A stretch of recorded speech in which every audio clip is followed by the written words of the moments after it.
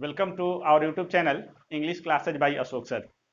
आप सबों को हमारे YouTube channel English classes by Ashok sir Chhapra में स्वागत है। स्टूडेंट्स, जैसा कि मैं आप लोगों से वादा किया था इसके पहले वाले वीडियो में कि मैं बिहार बोर्ड क्लास 12 के इंग्लिश बुक का टोटल पोएम, प्रोज और पोएट्री सेक्शन कंप्लीट कराऊंगा, तो उसी की कड़ी में आज हम बिहार बोर्ड क्लास 12, ये जो बुक है Bihar board class 12 rainbow part 2 का सेकेंड वीडियो लेक्चर लेकर आया हूं, poem second song of my self. तो स्टूडेंट्स, इस बुक का सेकेंड पोएम हम लोग पढ़ेंगे। तो इस पोएम को पढ़ने से पहले हम देख लेते हैं इसके कुछ इंपॉर्टेंस वर्ड्स मीनिंग। तो देखिए वर्ड स्टूडेंट्स, इसके song of my self writer हैं वाल्ट विटमन, इनकी चर्चा हम करेंगे। सबसे पहले देख लेते हैं वर्ड मीनिंग। इंडिविजुअलिस्टिक, इसका मतलब होता है व्यक्तिवादी। अनसेंसर्ड मतलब होता है बिना नियंत्रण किए। इंथुसिएस्टिकली मतलब उत्साहपूर्वक। अनएप्रिसिएटेड अनादर किए। एप्रिसिएशन, इसका मतलब होता है आभार, सराहना, प्रशंसा। उसके बाद है इनोवेटिव, नव परिवर्तनशील। एक्सप्रेशन का मतलब होता है हाव भाव। अगला देखते हैं स्टूडेंट्स, उसके बाद है सेलिब्रेट मीन्स उत्सव मनाना।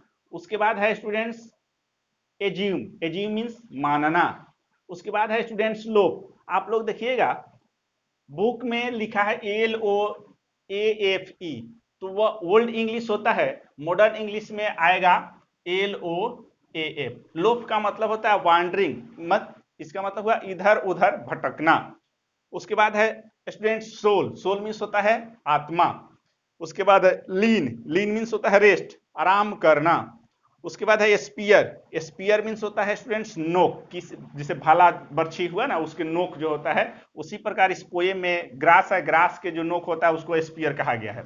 उसके बाद देखिए स्टूडेंट्स है क्रीड्स मीन्स होता है रिलीजियस बिलीफ, धार्मिक विश्वास।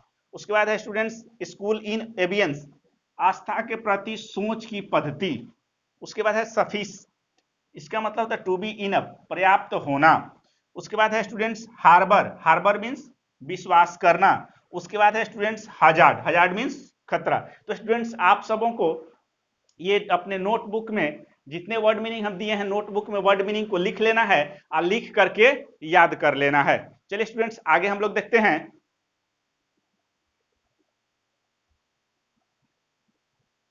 देखिए स्टूडेंट्स, इसके बाद हम लोग आगे पढ़ेंगे अबाउट ऑथर के बारे में जानेंगे। अबाउट ऑथर कौन है? Walt Whitman. तो देखिए ऑथर के बारे में हम जानेंगे वाल्ट विटमैन के बारे में। क्योंकि देखिए स्टूडेंट्स, एग्जाम्स में ऑथर से भी ऑब्जेक्टिव क्वेश्चंस पूछे जाते हैं, इसलिए जितने पोएम हैं सारे पोएम के ऑथर्स के डेट ऑफ बर्थ और उनकी मृत्यु के दिन आपको याद रखना होगा। और पोएट के बारे में बेसिक नॉलेज आपको याद रखना होगा, चूंकि ऑब्जेक्टिव क्वेश्चन में पूछा जाता है। तो जो हम चीज बता रहे हैं उसके अंदर से ही ऑब्जेक्टिव क्वेश्चन आएगा, इसलिए इसको ध्यान दीजिएगा।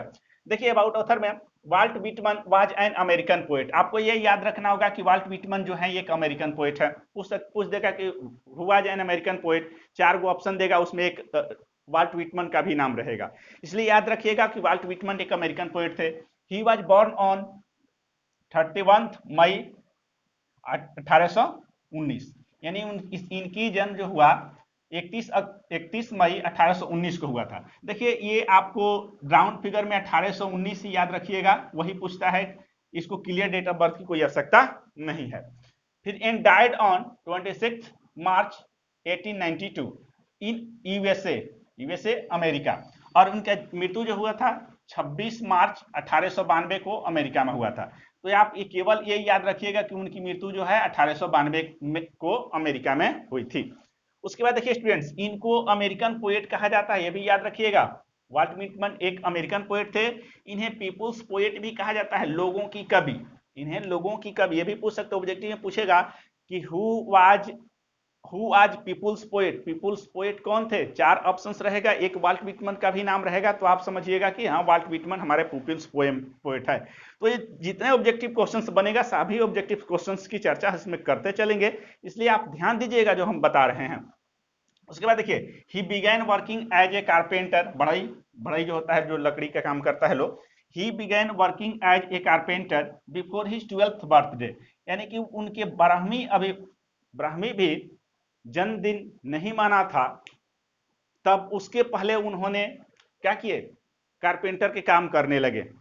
अभी 12 वर्ष के भी नहीं हुए थे, तब तक कारपेंटर के काम करने लगे अपने रोजी रोटी को चलाने के लिए। तो देखिए स्टूडेंट्स, आपको किसी भी स्टूडेंट्स को जो पुअर फैमिली से बिलोंग करते हैं, उन्हें हताश होने की आवश्यकता नहीं है। देखिए ये 12वीं बर्थडे के पहले कारपेंटर के कार्य करते थे और उसके बाद ये इतने बड़े कवि बन गए, तो हम क्यों नहीं बन सकते। इसलिए कहा जाता है कि यदि इरादे अटल हों तो हवाएं भी अपना रुख बदलती हैं। इसलिए स्टूडेंट्स, आप लोग एकदम दृढ़ निश्चय के साथ, विश्वास के साथ मेहनत कीजिए और हमारे YouTube चैनल के साथ जुड़े रहिए। आपको प्रत्येक चीज मैं 1 by 1 क्लियर करूंगा।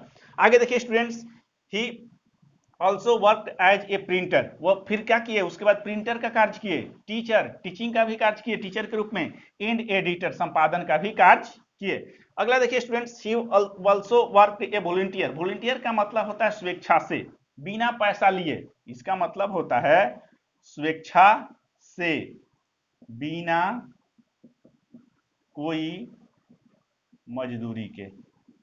ध्यान रखिएगा स्टूडेंट्स, ये क्या किया, he also worked as a volunteer nurse, ये वॉलंटियर नर्स मतलब सेवा करना, during the civil war in America, यानी कि अमेरिका में जब सिविल वार हुआ था, जब अमेरिका में गोरे और काले के बीच युद्ध चल रही थी, उसमें घायलों को इन्होंने वॉलंटियर स्वेच्छा से बिना कोई मजदूरी लिए घायलों को इन्होंने उपचार करते थे। देखिए कितने अच्छे विचार के व्यक्ति थे। तो स्टूडेंट्स, ये रहा हमारा अबाउट ऑथर।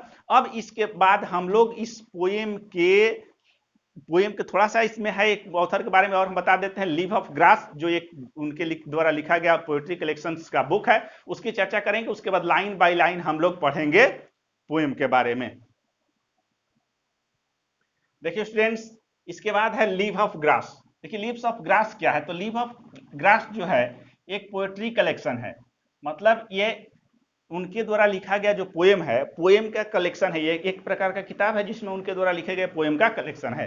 तो देखिए स्टूडेंट्स, क्या है, leaves of grass is a poetry collection by the American poet Walt Whitman, यानी लीव ऑफ ग्रास जो है अमेरिकन पोएट वाल्ट व्हिटमन के द्वारा लिखे गए पोएट्री का कलेक्शन है। The first edition was published on 4 July 1855 with 12 poem by his own expense, and the last edition published in 1892 over 400 poems। देखिए स्टूडेंट्स, ये जो फर्स्ट एडिशन जो था वह 1855 में 4 जुलाई 1855 को 12 पोएम के साथ प्रकाशित हुई थी, जिसमें वाल्ट व्हिटमन इस बुक को अपने खर्चा से प्रकाशित किए थे। लेकिन 1892 में यह 400 से अधिक पोएम का कलेक्शन हुआ इस किताब के अंदर। तो स्टूडेंट्स, ये रहा अबाउट ऑथर। इसके बाद हम लोग पढ़ेंगे लाइन बाय लाइन एक्सप्लेनेशन।